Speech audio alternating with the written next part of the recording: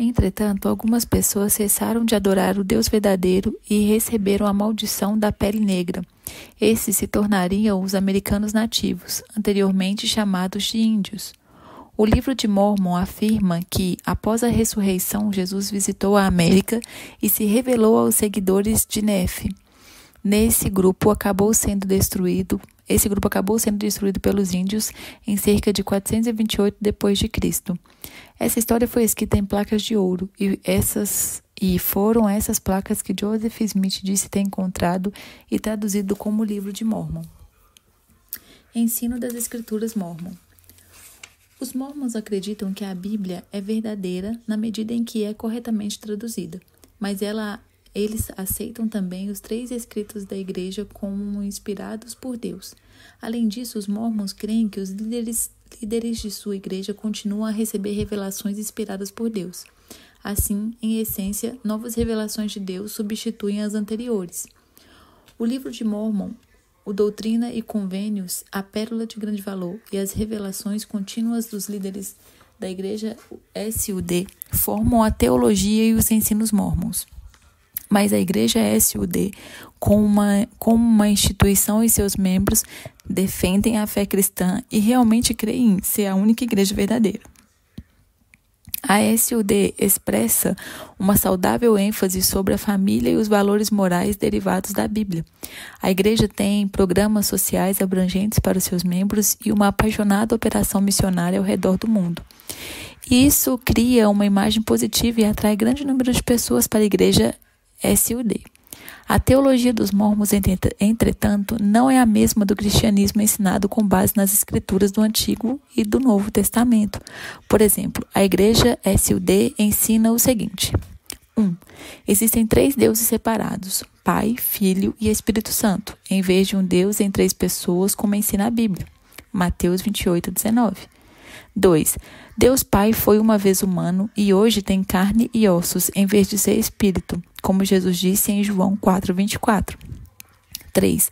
Os seres humanos são destinados a evoluir até chegar à divindade. Um ditado mórmon diz: como o homem é, Deus uma vez foi. Como é Deus, o homem pode se tornar.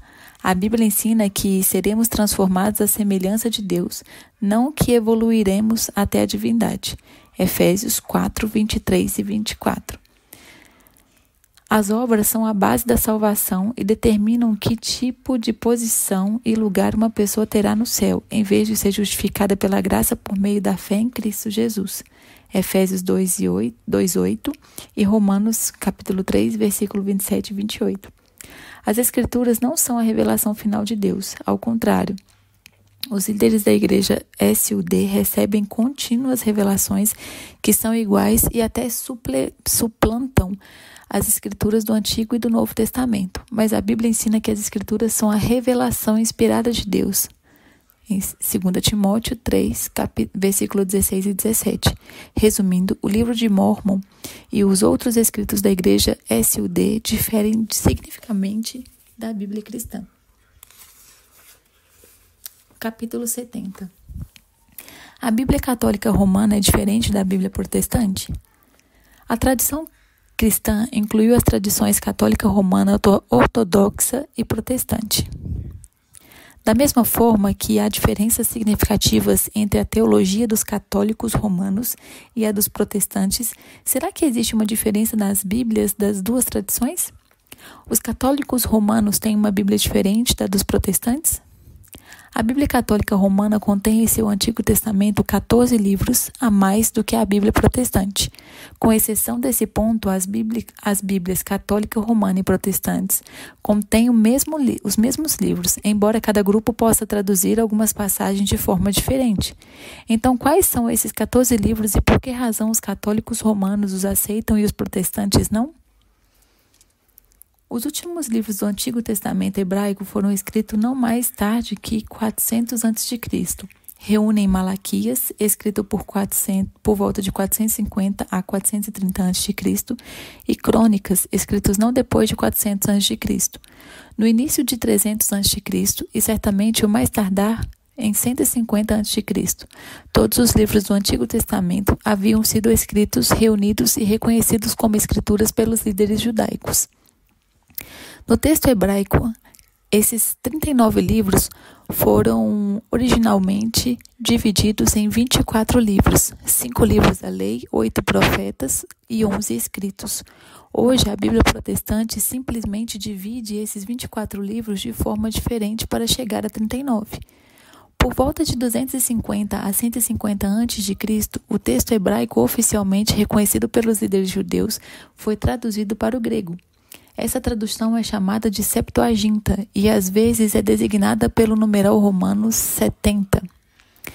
Em decorrência, passou a existir a partir daí o Antigo Testamento hebraico e a Septuaginta. Durante o mesmo período, vários escritores escreveram ficções históricas a respeito do povo judeu e várias adições ou esclarecimento aos livros do Antigo Testamento de Esther e Daniel.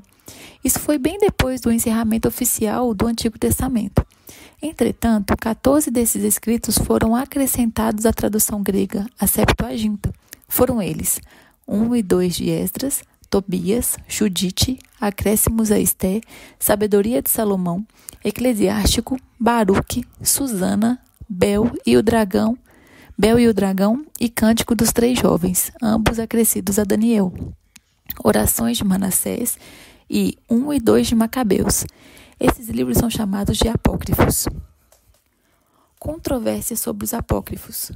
O grande erudito Jerônimo, 340 a 420 d.C., começou seu trabalho de tradução do Antigo Testamento hebraico para o latim sobre o pontificado de Damásio I. Sua tradução foi chamada de Vulgata Latina. Jerônimo rejeitou os apócrifos como parte do cânon. Durante toda a igreja primitiva até o período da Reforma, muitos estudiosos também rejeitaram os apócrifos. No entanto, na Contra-Reforma, no Concílio de Trento, a Igreja Católica Romana reconheceu oficialmente os apócrifos como escritura e lhes conferiu pleno status canônico em 1546 d.C. A Igreja Católica Romana reconheceu esses 14 livros adicionais em parte para fortalecer certas doutrinas que estavam sendo questionadas pelos reformadores. O livro de Tobias, por exemplo, ensina as virtudes expiatórias de boas obras. E, segundo Macabeus, apoia as doutrinas católicas romanas da intercessão dos santos e do purgatório. Os líderes judaicos, os eruditos da igreja primitiva e os reformadores rejeitaram a canonicidade dos apócrifos e, assim, a Bíblia dos protestantes excluiu esses livros. Houve inúmeras razões, além das anteriormente mencionadas, para que os apócrifos não fossem considerados inspirados por Deus. Entre elas, podemos destacar: 1. Nenhum dos 14 livros adicionados alegou inspiração divina, e alguns, na realidade, a recusaram. 2. Respeitados historiadores e filósofos os rejeitaram, especialmente Filon de Alexandria, 20 a.C. a 40 d.C., Flávio Josefo, 30 a 100 d.C., e os eruditos judeus de Jânia, 90 d.C. 3. Nenhum dos escritores do Novo Testamento jamais citou os apócrifos, embora centenas de citações tenham sido feitas do Antigo Testamento hebraico na forma da Septuaginta.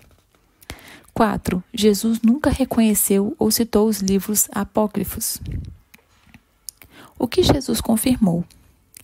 As declarações de Jesus nas Escrituras são talvez o indicador mais forte de que os apócrifos não devem ser considerados a palavra inspirada de Deus. Jesus reconheceu a exatidão de todo o texto hebraico.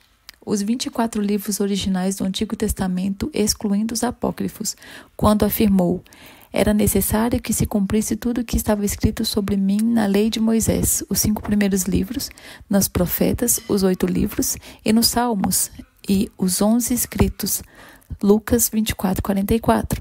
Além disso, Jesus se referiu ao primeiro e ao último mártir do texto hebraico ao usar a frase desde o sangue de Abel até o sangue de Zacarias, Lucas 11:51. Ao fazer isso, ele abarcou desde o primeiro livro do Antigo Testamento, Gênesis, até o último livro do texto hebraico, Crônicas. Isso mostra claramente que Jesus confirmou a autoridade e a inspiração dos 24 livros que compõem os nossos atuais 39 do Antigo Testamento. Jesus incluiu outros escritos, entre eles os apócrifos, ao se referir às escrituras inspiradas por Deus. Deus falou por intermédio de Moisés e preveniu de que nada deveria ser acrescentado ou diminuído de sua palavra. Obedecerás a tudo que te ordeno, nada acrescentarás nem diminuirás. Deuteronômio 12:32. O apóstolo João fez advertência semelhante a respeito do livro que ele próprio foi inspirado por Deus a escrever.